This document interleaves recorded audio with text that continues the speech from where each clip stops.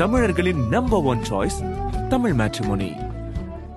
அடகில் இருக்கும் தங்க நகைகளை மீட்டு 10 நிமிடங்களில் பிரைம் கோல்ட் ஹப் மூலம் அதிக விலைக்கு விற்க 7997990028 தொடர்பு கொள்ளவும். ஆதரநேயர்களுக்கு அன்பு வணக்கம். இன்று மிக முக்கியமான 2 செய்திகளை பார்க்க இருக்கிறோம். அதில் முதல் செய்தி நேற்றைய காணொலியோட தொடர்ச்சி. நேற்றைய காணொலியில் பாகிஸ்தானில் ஏற்பட்டிருக்கக்கூடிய தொடர் நிலநடுக்கங்களுக்கு பின்னணியில் அவங்களுடைய இந்த அணு ஆயுத சோதனை அப்படிங்கிறது இருக்கா அப்படிங்கிற ஒரு கேள்வி எழுப்பியிருந்தோம். அது நாம் எழுப்பின கேள்வி அப்படிங்கிறத தாண்டி மிரியார் பலூஜ் அவருடைய அந்த கடிதத்தில் குறிப்பிட்ட விஷயங்களை ஒட்டி நாம் எழுப்பிய ஒரு கேள்வியாக இருந்தது. இப்போது இன்னொரு செய்தி நமக்கு கிடைச்சிருக்கு. அது மிகப்பெரிய ஒரு வெடிகுண்டை தூக்கி வீசி இருக்கிறது. மிக குறிப்பாக இந்த இன்டர்நேஷ்னல் ஜியோ பொலிட்டிக்கல் எக்ஸ்பர்ட்ஸ், அதுக்கப்புறம் சர்வதேச நாடுகள், மிக குறிப்பாக இந்தியாவுக்கு அதில் மிக முக்கியமான ஒரு செய்தியும் இருக்குது அப்படிங்கிறத பார்க்குறோம். அது என்ன அப்படின்னா, பாகிஸ்தானுடைய ஒரு எக்ஸ்பர்ட், அவர் பேர் இம்தாஸ் கவுல், அவர் என்ன சொல்லியிருக்காரு அப்படின்னா, பாகிஸ்தானில் இருக்கக்கூடிய இந்த நூர்கான் பேஸ் அப்படிங்கிறது பாகிஸ்தானியோடைய கட்டுப்பாட்டிலே இல்லையே அப்படின்னு பேசியிருக்கிறார். என்ன, பாகிஸ்தானுக்குள்ள இருக்கக்கூடிய ஒரு ஏர்பேஸு பாகிஸ்தானுடைய கட்டுப்பாட்டில் இல்லைன்னா அப்போ அது யார் கட்டுப்பாட்டில் இருக்கு அப்படிங்கிற கேள்விக்கு பதில் சொல்லும்போது அவர் சொல்றாரு, நூர்கான் ஏர்பேஸ் அப்படிங்கிறது அமெரிக்காவின் கட்டுப்பாட்டில் இருக்கிறது அப்படின்ட்டு அவர் சொல்லியிருக்கிறார். அவங்களுடைய உள்ளூர் ஊடகங்கள் தொடங்கி இப்போ சர்வதேச ஊடகங்கள் தொடங்கி எல்லா இடத்துலையுமே மிகப்பெரிய ஒரு விவாத பொருளாக மாறி இருக்கிறது. ஏன் அப்படின்னா, பாகிஸ்தான் அப்படிங்கிற அந்த நாடு அவங்களுடைய ஒரு சொந்த ஏர்பேஸ் அப்படின்னு இத்தனை நாள் சொல்லிட்டு இந்த ஊரை ஏமாத்திட்டு இருந்தது போய் இப்போ அது அமெரிக்காவுடைய ஏர்பேஸ் அப்படிங்கிறது ஒரு எக்ஸ்போர்ட் மூலியமா அம்பலமாயிருக்கு அப்படிங்கிறது தான் இதில் மிக முக்கியமான செய்தி. அதை சொல்றதோடு அவர் நிறுத்தலை. அந்த நூர்கான் ஏர்பேஸ் அப்படிங்கிறது அங்கே இருக்கக்கூடிய செயல்பாடுகள், அங்கே அங்கே டே டு டே கிரவுண்ட் ஆப்ரேஷன்ல இருந்து எல்லா விஷயத்தையுமே அமெரிக்க அதிகாரிகளை கேட்டுத்தான் பாகிஸ்தான் அதிகாரிகள் செய்யணும் அப்படிங்கிற ஒரு நிலை இருக்கு. அதே மாதிரி அந்த ஏர்பேஸ்ல நடக்கக்கூடிய டெக்னிக்கல் விஷயங்கள் தொடங்கி அந்த கிரவுண்ட் ஒர்க்ல இருந்து அதே மாதிரி என்னென்ன ரிசர்ச் சம்பந்தமான விஷயங்கள் இருந்துச்சு அப்படின்னா எல்லாமே அமெரிக்காவுடைய கட்டுப்பாட்டில் இருக்குன்னு அவர் சொல்லியிருக்கிறது மிக கடுமையான ஒரு விவாதத்தை கிளப்பியிருக்கு. இந்த நூர்கான் ஏர்பேஸ் நமக்கு தெரியும், ஆப்ரேஷன் சிந்தூர்ல இந்தியாவுடைய விமானப்படை டார்கெட் பண்ண அந்த 11 ஏர்பேஸ்ல மிக முக்கியமான ஏர்பேஸ் இந்த நூர்கான் ஏர்பேஸ். இந்த நூர்கான் ஏர்பேஸ்ல இந்த பிரம்மோஸ் ஏவுகணை தாக்குதல் அப்படிங்கிறது நடந்தது. அது மூலியமா அந்த ஏர்பேஸ் கணிசமான அளவுக்கு சேதம் ஏற்பட்டது. இதுக்கப்புறம் தான் அமெரிக்கா தலையிட்டது அப்படிங்கிற அந்த ஒரு விஷயத்தையும் நம்ம பார்க்குறோம். இப்போ இந்த நூர்கான் ஏர்பேஸ் அப்படிங்கிறது பாகிஸ்தானுடைய ஆர்மி ஹெட் குவார்டர்ஸ் ராவல்பிண்டியிலேருந்து அதுக்கு அருகாமையில் இருக்கு அப்படிங்கிறத பார்க்குறோம். அது மட்டும் இல்லாமல் இஸ்லாமாபாத்லேருந்து கிட்டத்தட்ட 10 கிலோமீட்டர், அதாவது இஸ்லாமாபாத் பாகிஸ்தானுடைய மிக முக்கியமான கேந்திர முக்கியத்துவம் வாய்ந்த ஒரு பகுதி இஸ்லாமாபாத். அந்த இஸ்லாமாபாத்லேருந்து கிட்டத்தட்ட ஒரு 10 கிலோமீட்டர் இடைவெளியில தான் இந்த ஏர்பேஸ் அப்படிங்கிறது இருக்கு.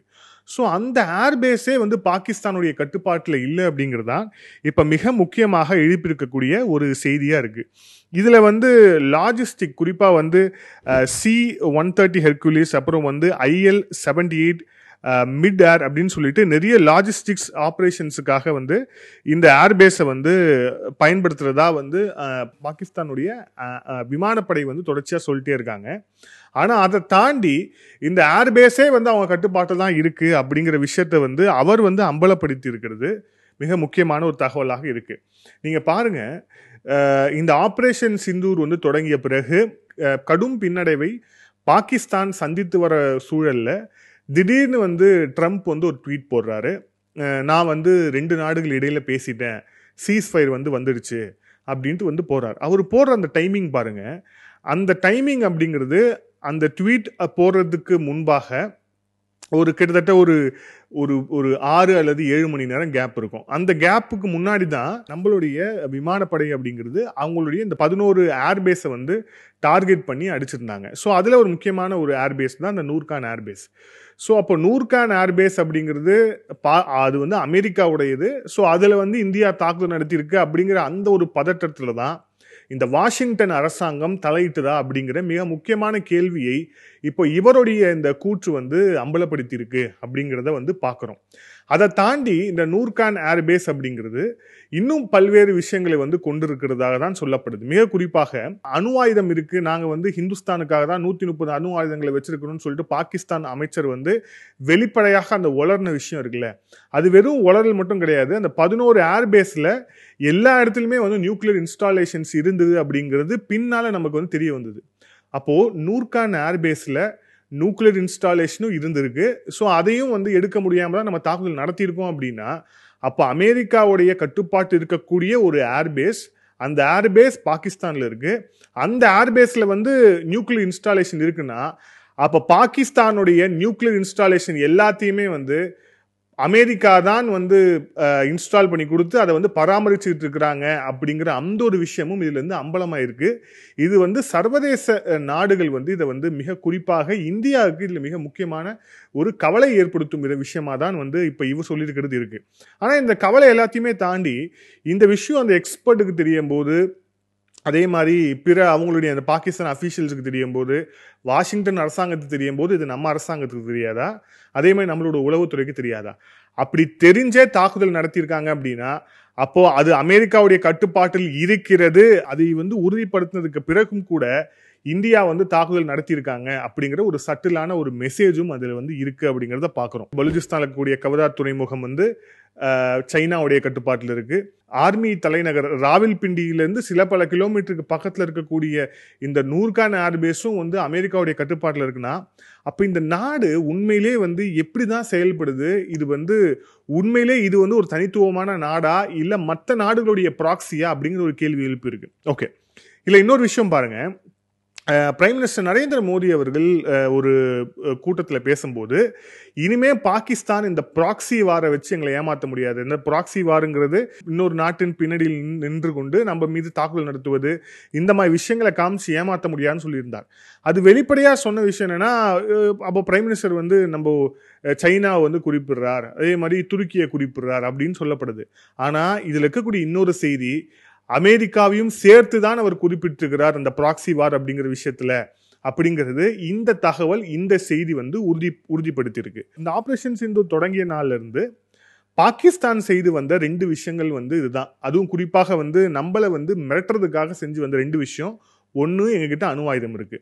2வது, அவங்களுடைய டிஃபென்ஸ் மினிஸ்டர் கவாஜா வந்து நேரடியாக வந்து ஒரு சர்வதேச ஊடகத்தில் உட்கார்ந்துக்கிட்டு, நான் we are doing this dirty work for US அப்படின்னு வந்து அமெரிக்காவுக்காக இந்த கேவலமான வேலையை நாங்கள் தொடர்ச்சியாக வந்து பண்ணிட்டு தான் இருக்கோம் 30 ஆண்டுகளா அப்படின்னு சொன்ன அந்த ஒரு விஷயத்தையும் நீங்கள் கனெக்ட் பண்ணி பாருங்க.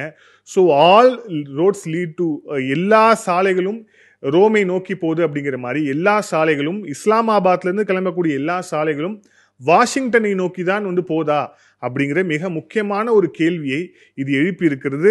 இதற்கு பதில் சொல்ல வேண்டியது அந்த வாஷிங்டன் வெள்ளை மாளிகை அதிகாரம் தான். அவங்க என்ன மாதிரியான ஒரு பதில் சொல்ல போறாங்க அப்படிங்கிறத பொறுத்திருந்து பார்ப்போம். இப்போ நாம இதோட தொடர்ச்சியா இன்னொரு விஷயம் வந்து நடந்திருக்கு. அது வந்து அப்படியே வந்து பங்களாதேஷ்ல நடந்திருக்கு. பங்களாதேஷ்ல நடந்து வர டெவலப்மெண்ட்ஸை ஒன்னொன்னுத்தையும் நம்ம வந்து நுணுக்கமா வந்து பார்க்க வேண்டிய ஒரு அவசியம் வந்து இருக்கு. ஏன் அப்படின்னா, நம்மளுடைய நார்த் ஈஸ்ட் வடகிழக்கு மாகாணங்களுடைய பாதுகாப்பு அப்படிங்கிறது மிகவும் முக்கியத்துவம் வாய்ந்தது. அதே மாதிரி இந்தியாவுடைய அஃபீஷியல் ஸ்டாண்ட் படி அங்கே வந்து விரைவில் எலெக்ஷன் நடத்தணும் அப்படின்னு சொல்லியிருந்ததுக்கான மிக முக்கியமான காரணம், நம்மளுடைய வடகிழக்கு மாநிலங்கள் வந்து பக்கத்தில் இருக்கு. ஸோ அந்த ரீஜனுடைய அந்த ஸ்திரத்தன்மை அப்படிங்கிறது முக்கியம். ஸோ அதுக்கு வந்து அங்கே ஒரு ஜனநாயக ரீதியில் ஒரு ஆட்சி வந்து இருக்கணும் அப்படின்னு நம்மளுடைய அஃபீஷியல் ஸ்டாண்ட் எடுத்திருந்தோம். இப்போ பாருங்க ஒரு டெவலப்மெண்ட்டை. பங்களாதேஷில் ஜமாத்தி இஸ்லாம் அப்படின்னு சொல்லிட்டு ஒரு அமைப்பு, இவங்க வந்து ஒரு பொலிட்டிக்கல் அவுட்ஃபிட்.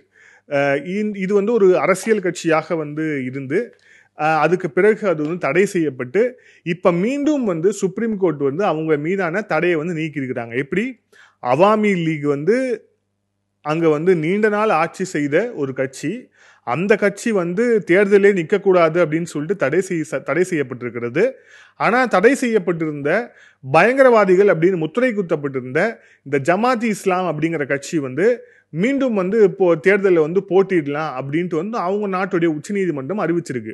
இதுக்கு பின்னாடி மிக முக்கியமான ஒரு சர்வதேச அரசியலுடைய காய் நகர்த்தல் அப்படிங்கிறது இருக்கு. இது வந்து யாருக்கு த்ரெட்டோ இல்லையோ, மிக குறிப்பாக இந்தியாவுக்கு த்ரெட்டு அப்படிங்கிறது தான் வந்து ஜியோ பொலிட்டிக்கல் எக்ஸ்பர்ட் சொல்லக்கூடிய ஒரு விஷயமாக இருக்கு.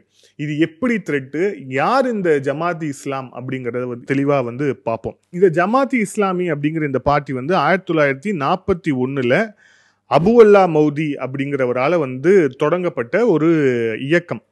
இந்த இயக்கம் வந்து ஃபர்ஸ்ட் வந்து ஒரு சமூக இயக்கமாக, அதே மாதிரி இஸ்லாம் சார்ந்த விஷயங்களை வந்து பேசக்கூடிய இயக்கமாக இது வந்து இருந்து அப்படியே வந்து செயல்பட்டுட்டே வருது. 1971 இந்த பங்களாதேஷ் இந்த ஃப்ரீடம் சுதந்திர போராட்டம் அப்படிங்கிறது கொழுந்து விட்டு எரிஞ்சப்போ, அப்போ வந்து ஷேக் முஜிபுர் ரஹ்மான் அவர்கள் தலைமையிலான அந்த அவாமி லீக் அவங்களுடைய அந்த பார்ட்டிசிபேஷன் அப்படிங்கிறது ஜாஸ்தியாக இருந்தது. அதனால தான் அந்த நாட்டுடைய தந்தையாக அவர் வந்து போற்றப்பட்டார். ஸோ இப்போ அவருடைய போராட்டம் அப்படிங்கிறது ஒரு பக்கம் இருக்கு. இப்போ அந்த நேரத்தில் வந்து இப்போ இந்த ஷேக் முஜிபுர் ரஹ்மானை எப்படியாவது கீழே இழுக்கணும், இந்த தனி நாடு அப்படிங்கிறது இருக்கவே கூடாது, ஏன்னா இது ஈஸ்ட் பாகிஸ்தானாகவே இருக்கணும் அப்படின்னு வந்து இஸ்லாமாபாத் அரசாங்கம் வந்து முடிவு செஞ்சு கடுமையான ஒரு அடக்குமுறையை வந்து கட்டவிழ்த்து விடுறாங்க. அந்த கடுமையான அடக்குமுறையை கட்டவிழ்த்து விடும்போது அவர்களுக்கு துணை செய்தது யார் அப்படின்னா 2 இயக்கங்கள். ஒன்று இப்போ இருக்கக்கூடிய அந்த எதிர்கட்சியாக இருக்கக்கூடிய பங்களாதேஷ் நேஷனலிஸ்ட் பார்ட்டி பிஎன்பின்னு சொல்லக்கூடிய கட்சி, அதுக்கு அடுத்த கட்சி இதே ஜமாத்தி இஸ்லாம். இப்போ இந்த ஜமாத்தி இஸ்லாமுடைய இந்த ட்ராக் ரெக்கார்டு அப்படிங்கிறது மிக மோசமான ஒரு ட்ராக் ரெக்கார்டாக இருக்கு. இதை வந்து எப்படி இந்த கட்சியை வந்து இதுக்கு மேலே இருக்கக்கூடிய தடையை வந்து அந்த நாட்டுடைய உச்சநீதிமன்றம் நீக்கினாங்க அப்படின்னு மிகப்பெரிய ஒரு கேள்வி எழுப்பும் விதமாக தான் வந்து இது இருக்கு. ஏன் அப்படின்னா ஆப்ரேஷன் சர்ச் லைட் அப்படிங்கிற பேரில் 1971 பாகிஸ்தானுடைய இஸ்லாமாபாத் அரசாங்கம் பங்களாதேஷில் ஒரு ஆப்ரேஷனை வந்து பண்ணுறாங்க. இந்த ஆப்ரேஷன் வந்து அங்கே இருக்கக்கூடிய அந்த சுதந்திர போராட்டத்தை எதிர்த்து செய்யப்பட்ட ஒரு ஆப்ரேஷன். இந்த ஆப்ரேஷனில் பங்களாதேஷ் இருக்கக்கூடிய ஷேக் முஜிபுர் ரஹ்மானுடைய ஆதரவாளர்கள், அந்த அவாமி லீகு, அதுக்கப்புறம் வந்து சுதந்திரத்துக்கு ஆதரவாக குரல் கொடுத்தவர்கள், அங்கே இருக்கக்கூடிய சிறுபான்மை மக்கள், மிக குறிப்பாக இந்துக்கள், சீக்கியர்கள் சொல்லிட்டு எல்லார் மீதும் கடுமையான வந்து அடக்குமுறை, வன்முறையை வந்து ஏவி விடுறாங்க. இந்த வன்முறையில் எத்தனை பேர் இறந்தாங்க அப்படிங்கிறது தான் வந்து மிக முக்கியமான ஒரு செய்தி. அதுவும் வந்து இது எல்லாத்தையுமே செஞ்சது அப்படிங்கிறது பாகிஸ்தானுடைய இஸ்லாமாபாத் அரசாங்கத்துடைய இராணுவம் தான் இதை வந்து நேரடியாக வந்து செய்கிறாங்க அப்படின்னு அந்த ஒரு விஷயத்தையும் வந்து நம்ம பார்க்குறோம்.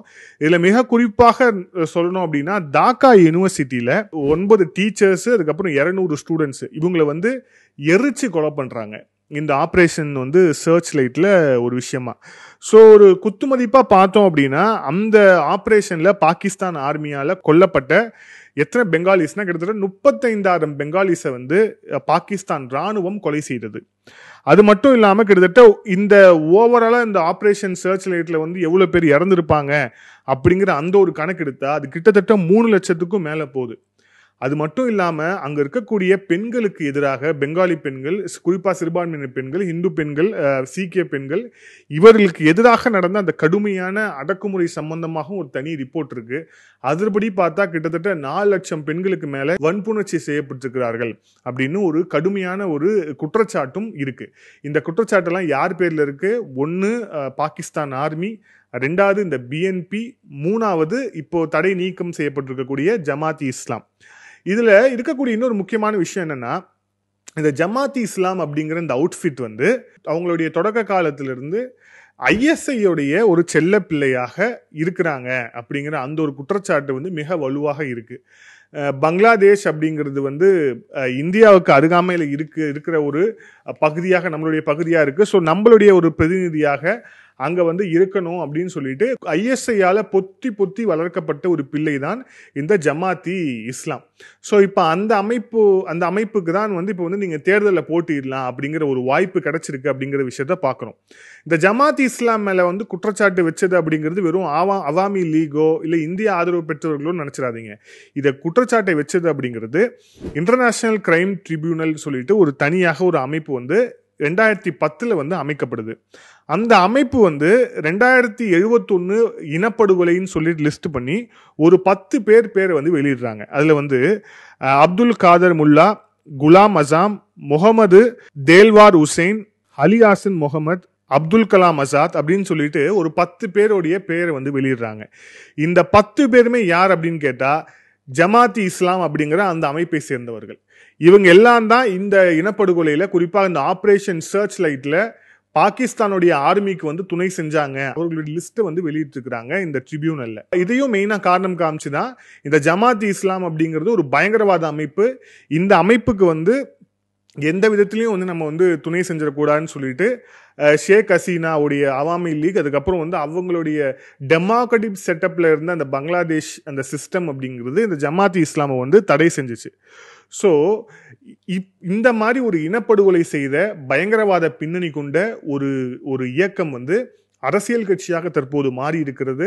இப்ப அந்த அரசியல் கட்சி அப்படிங்கிறது 26 ஜூன் மாதம் நடக்க போற இந்த பங்களாதேஷ் எலெக்ஷன்ல வந்து கண்டெஸ்ட் பண்ண போறாங்க அப்படிங்கிற அந்த ஒரு விஷயத்த பாக்குறோம். ஸோ பங்களாதேஷ் அப்படிங்கிறது எவ்வளவு மோசமான ஒரு சூழலுக்கு வந்து போயிட்டு இருக்கு அப்படிங்கிற அந்த விஷயத்த வந்து பாக்குறோம்.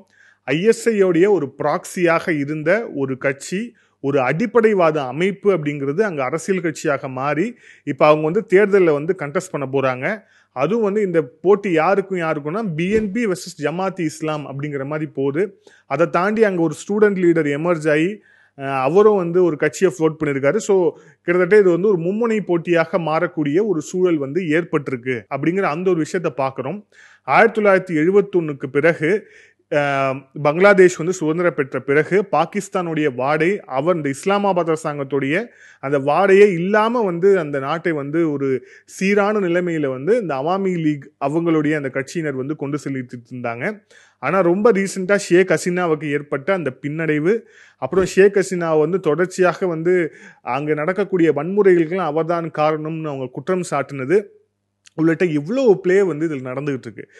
சரி, இப்போ ஜமாத் இஸ்லாமை வந்து கொண்டு வர வேண்டிய அவசியம் வந்து அவசியம் எங்கேருந்து வந்தது அப்படின்னா, இந்த ஐஎஸ்ஐ அப்படிங்கிற இந்த நாசக்கார உளவு அமைப்பு வந்து யாருடைய கட்டுப்பாட்டில் இயங்குது அப்படின்னு நம்ம வந்து சொல்லி தெரியணும்னு அவசியமே இல்லை.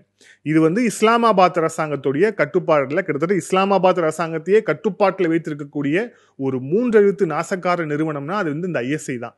ஸோ அப்போ இந்த ஐஎஸ்ஐக்கும் வாஷிங்டனோட அரசாங்கத்திற்கும் மிக முக்கியமான ஒரு கனெக்ஷன் வந்து இருக்கு. இப்ப நம்ம ஃபர்ஸ்ட் சொன்ன செய்தியை அப்படியே பாருங்க. நூர்கான் ஏர்பேஸுங்கிறதே அமெரிக்காவுடைய ஏர்பேஸ் அப்படிங்கிற விஷயம் அம்பலமாயிருக்கு அப்படின்னா, அப்ப இஸ்லாமாபாத் அரசாங்கமும் வாஷிங்டன் அரசாங்கமும் எந்த அளவுக்கு வந்து க்ளோஸ் டோர்ஸ்ல வந்து அவங்க வந்து கனெக்ஷன்ல இருக்கிறாங்க அப்படிங்கிற அந்த விஷயம் அம்பலமாயிருக்கு. அப்போ ஐஎஸ்ஐயோடைய ஒரு பார்ட்டி, ஐஎஸ்ஐயோடைய பேக்கப் பண்ணக்கூடிய ஜமாத் இஸ்லாம் அப்படிங்கிற ஒரு பார்ட்டி வந்து இப்ப வங்கதேசத்துல வந்து ஒரு மெயின் ஸ்ட்ரீம் பொலிட்டிக்கல் பார்ட்டியா வந்து மாறப்போகுது அப்படின்னா, அப்ப அதுக்கு காரணமா இருக்க போறது யாரா இருக்கும்? இதே ஜமாத் இஸ்லாமை சேர்ந்தவர்களாக தான் இருக்க முடியும்.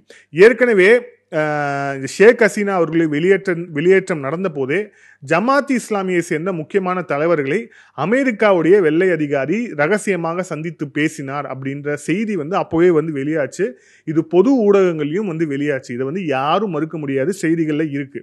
ஸோ வந்து இப்போ அந்த விஷயத்தையும் இந்த விஷயத்தையும் கனெக்ட் பண்ணி பார்த்தோம் அப்படின்னா, இந்த ஜமாத் இஸ்லாம் அப்படிங்கிற இந்த பொலிட்டிக்கல் இந்த அவுட்ஃபிட்டை வச்சு மிக முக்கியமான ஒரு காய் நகர்த்தலை பாகிஸ்தான் அரசாங்கம் செய்ய போகுது. அதுவும் குறிப்பாக வந்து அவங்களுக்கு வந்து தீராத ஆசை, அவங்களுடைய தீராத ஒரு கனவாக இருந்த நம்ம வந்து இழந்துட்டோம் அப்படின்னு சொல்லிட்டு அவங்க வயிற்றுல வாயில அடிச்சுட்டு இருந்தா அந்த ஈஸ்ட் பாகிஸ்தானை திருப்பியும் நம்மளுடைய ஒரு ப்ராக்சி ஒரு அரசியல் கட்சி மூலியமா நமக்கு வந்து கிடைக்க போதே அப்படிங்கிற அந்த ஒரு குதூகலத்துல வந்து இஸ்லாமாபாத் அரசாங்கம் வந்து உட்கார்ந்துட்டு இருக்கிறாங்க. அதே மாதிரி இந்த விஷயத்த வந்து வாஷிங்டன் அரசாங்கமும் வந்து அவங்களுடைய முழு ஆசீர்வாதத்துல தான் நடக்குது அப்படிங்கிற இந்த விஷயத்த நாம வந்து பார்க்கிறோம். ஸோ இப்போ யூனஸ் வந்து எதுக்காக வந்து தேர்தலை வந்து தள்ளி போட்டார் அப்படிங்கிற அந்த விஷயம் தெரியுதா? யூனஸ் வந்து இந்த தேர்தலை வந்து அவங்களுடைய ராணுவ தளபதி வகாருஸ்ஸமான் வந்து இந்த வருஷத்துல நீங்க தேர்தல் நடத்தி முடிக்கணும் அப்படின்னு வந்து சொல்லியிருந்தார். பிஎன்பியும் வந்து அதுக்கு வந்து ஆதரவாக வந்து போராடினாங்க அப்படிங்கிறத பார்க்கணும். ஸோ ஆனால் அதை வந்து செய்யாமல் தொடர்ச்சியாக தள்ளி போட்டே இருக்கிறாரு அப்படின்னா அதுக்கான காரணம் வந்து இதுதான். இப்போ ஜமாத் இஸ்லாம் வந்து நீங்கள் வந்து போட்டியிடலாம் அப்படின்னு சுப்ரீம் கோர்ட் வந்து இப்போ சொல்லியிருக்கிறாங்க. அதன் பிறகு அவங்களுக்கு ஒரு அவங்களுடைய செயல்பாட்டுக்கு அந்த பார்ட்டி ஸ்ட்ரக்சரை கொண்டு வரதுக்கு அந்த அவங்களுக்கு ஒரு டைம் வேணும்ல. ஸோ அதான் அடுத்த ஜூன் 2026 வந்து அங்கே தேர்தல். மிக தெளிவாக தெரியுதா இது வந்து எந்த அளவுக்கான ஒரு பிளாட் வந்து அமைச்சு அதை நோக்கி வந்து முழுக்க அந்த அரசாங்கம் வந்து நகர்ந்து கொண்டிருக்கு. அதுவும் இந்த யூனஸ் அரசாங்கம் அப்படிங்கிறது ஒன்று யூனஸ் வந்து நான் ஆட்சியில் இருக்கணும், அப்படி இல்லைன்னா அமெரிக்கா பாகிஸ்தான் ஆதரவோட ஒரு அரசாங்கம் இங்க இருக்கணும் அப்படிங்கிற அந்த ஒரு மனநிலையிலே வந்து இதை நகர்த்தி இருக்கிறார் அப்படிங்கிற அந்த ஒரு விஷயத்த வந்து பார்க்கிறோம். இருந்தாலும் இந்த இடத்துல மிக முக்கியமான ஒரு டிசிஷனை எடுக்க வேண்டிய ஒரு செயல்பட வேண்டிய ஒரு கட்டாயத்தில் தற்போது இந்தியா தள்ளப்பட்டிருக்கிறது. அதில் ஒன்றும் மாற்றுக்கிறதே இருக்க முடியாது. இது நமக்கு ஒரு அழுத்தமா அப்படின்னா மிக நிச்சயமான ஒரு அழுத்தம் தான். எப்படி ஒரு காலத்தில் 1971 அமெரிக்காவோட எதிர்ப்பை மீறி வங்கதேசம் அப்படிங்கிற ஒரு நாட்டை இந்திரா காந்தி உருவாக்கி காட்டினாரோ, இப்ப மீண்டும் வங்கதேசத்துல ஜனநாயக ரீதியிலான அந்த மக்கள் விரும்பக்கூடிய ஒரு நல்லாட்சியை அமைத்து தர வேண்டிய அந்த ஒரு பொறுப்பும் தற்போது இந்தியாவிடம் தான் இருக்கிறது. அப்பையும் நமக்கு எதிராக நின்னது இதே இஸ்லாமாபாத் அரசாங்கம், இதே மாதிரி வாஷிங்டன் அரசாங்கம்.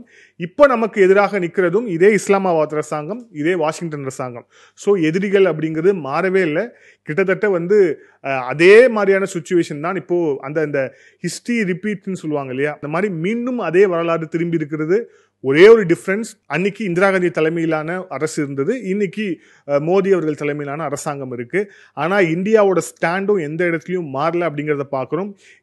இன்னும் வரும் நாட்கள்ல இந்தியாவுடைய செயல்பாடு அப்படிங்கிறது வங்கதேசத்தை நோக்கி மிக கடுமையாக நகரும் அப்படிங்கிறதுல எந்த ஒரு மாற்று கருத்தும் வேண்டாம். இப்போ இதுக்கு நடுவில் நம்ம ஒரு சில அப்டேட்ஸோட இந்த செய்தியை முடிக்கலாம். குறிப்பா இந்த ஆபரேஷன் சிந்தூர்ல இந்த ட்ரோன்களை காட்டி விளையாடக்கூடிய வேலையை வந்து பாகிஸ்தான் அரசாங்கம் செஞ்சது இல்லையா. ஸோ வந்து இப்போ என்ன செய்யறாங்க அப்படின்னா, நேரடியாக வந்து தாக்குதல் நடத்த முடியாது, தீவிரவாதிகளை அனுப்புனா அதையும் வந்து ஆக்ட் ஆஃப் வார், நீங்க தீவிரவாதியை அனுப்பி அங்க ஒரு தாக்குதல் வந்து நீங்க நடத்துனீங்கன்னா அதுவே வந்து போருக்கான ஒரு விஷயம் தான், அதுவே வந்து ஆக்ட் ஆஃப் வார் அப்படின்னு வந்து நம்மளுடைய இந்திய அரசாங்கம் தெளிவான ஒரு ஸ்டாண்ட் எடுத்த பிறகு இப்போ என்ன பண்றாங்க அப்படின்னா, இப்போ வந்து பாகிஸ்தானுடைய பார்டர்ல வந்து 4 ட்ரோன்கள் வந்திருக்கு. அதில் 4 ட்ரோன்களையும் முழுக்க போதைப் பொருளை நிரப்பி அமைச்சிருக்கிறாங்க. அந்த 4 ட்ரோன்களையும் வந்து நம்மளுடைய பிஎஸ்எஃப் வீரர்கள் வந்து சுட்டு வீழ்த்தி இருக்காங்க அப்படிங்கிற அந்த ஒரு விஷயத்தை வந்து நம்ம வந்து பார்க்குறோம். ஸோ இது நிச்சயமாக வந்து தொடரப்போகுது. இதுல வந்து இஸ்லாமாபாத் அரசாங்கம் இதுல எந்த அளவுக்கு முனைப்பா வந்து இதுல செயல்படுவாங்க, அதுவும் குறிப்பா இந்த ட்ரக்ஸை வந்து இந்தியாவுக்குள்ள செலுத்துறதுல அவங்க எந்த அளவுக்கு முனைப்பா செயல்படுவாங்க அப்படிங்கிறத கடந்த காலங்களில் நம்ம பார்த்துருக்கோம், இப்போ வந்து நம்ம பார்த்துட்டு இருக்கோம் அப்படின்னு நம்ம புரிஞ்சுக்கலாம். இல்ல இறுதியான ஒரு செய்தியாக இஸ்ரேல் வந்து ஐஸ் பிரேக்கர் மிசைல் வந்து நமக்கு வந்து வழங்க இருக்கிறாங்க அப்படிங்கிற அந்த ஒரு விஷயத்த வந்து நம்ம பார்க்குறோம். இந்த ஐஸ் பிரேக்கர் மிசைல் அப்படிங்கிறது 300 கிலோமீட்டர்ஸ் ரேஞ்சு. அதே மாதிரி இது வந்து எந்த டெரெயின்லையும் வந்து பயன்படுத்தக்கூடிய மிக முக்கியமான ஒரு மிசைல் இது. ஸோ இது வந்து மிக விரைவில் நம்மளுடைய இந்தியன் ஏர்ஃபோர்ஸில் வந்து இணைய போகுது அப்படிங்கிற அந்த ஒரு விஷயத்தை பார்க்குறோம். ஸோ இஸ்ரேலுடைய இந்த படைப்பு அப்படிங்கிறது மிக நிச்சயமாக இந்தியன் ஏர்ஃபோர்ஸுக்கும் வலு சேர்க்கும் விஷயமாக வந்து இருக்கும் அப்படிங்கிற எந்த மாற்று கருத்தும் இருக்க முடியாது. ஒரு அப்டேட்டோட வந்து முடிப்போம். ரஷ்யா உக்ரைன் இடையிலான இந்த போர் வந்து மிக கடுமையாக வந்து நடந்து கொண்டிருக்கு. அதுவும் குறிப்பா உக்ரைன் நடத்திய அந்த ட்ரோன் தாக்குதல் அப்படிங்கிறது உலக நாடுகளை வந்து வியக்க வச்சிருக்கு. கன்சைன்மெண்ட்டை வந்து ரஷ்யாவுக்குள்ள அனுப்பி கன்சைன்மெண்ட்டுக்குள்ள இருக்கக்கூடிய ட்ரோன்ஸை ஆக்டிவேட் பண்ணி அதுக்கப்புறம் அது மூலியமா வந்து ரஷ்யாவில் இருக்கக்கூடிய இந்த போர்ப்படை தளத்தில் வந்து நிறுத்த வைக்கப்பட்டிருந்த அந்த விமானங்களை வந்து நொறுக்கியது அப்படிங்கிறது வெல் எக்ஸிக்யூட்டட் அந்த ஆப்ரேஷனாக வந்து இது வந்து பார்க்கப்படுது. ஸோ இப்போ இதற்கு எதிர்வினையாக வந்து ரஷ்யா வந்து இப்போ கோர தாண்டவம் வந்து ஆடி வருகிறது. இதில் வந்து கிட்டத்தட்ட பார்த்தோம்னா இப்போ ஒரு 24 மணி நேரத்தில் 1430 உக்ரைன் படை வீரர்கள் வந்து கொல்லப்பட்டிருக்கிறாங்க. அது மட்டும் இல்லாமல் கிட்டத்தட்ட உக்ரைனுடைய காம்பேட் வெஹிக்கிள்ஸ், அது வந்து 16 காம்பேட் வெஹிக்கிள்ஸ், அதுக்கப்புறம் இந்த மோட்டார் வெஹிக்கிள்னு சொல்லிட்டு இது எல்லாத்தையுமே வந்து ரஷ்யா வந்து அடிச்சு நொறுக்கி இருக்கு அப்படிங்கிறத பார்க்குறோம். ஸோ ரஷ்யா அவங்களுடைய மேக்சிமம் ரிட்டாலியேஷனை வந்து இப்போ கொடுத்துட்டு வராங்க. இப்போ இதுலேருந்து உக்ரைன் எப்படி தப்பிக்க போகுது அப்படிங்கிற அந்த ஒரு விஷயத்த நம்ம பார்க்குறோம். இதன் தொடர்ச்சியாக இன்னும் பல்வேறு தகவலை வரக்கூடிய காணொலியில் பார்ப்போம். மீண்டும் இன்னொரு காணொலியில் சந்திப்போம். நன்றி, வணக்கம்.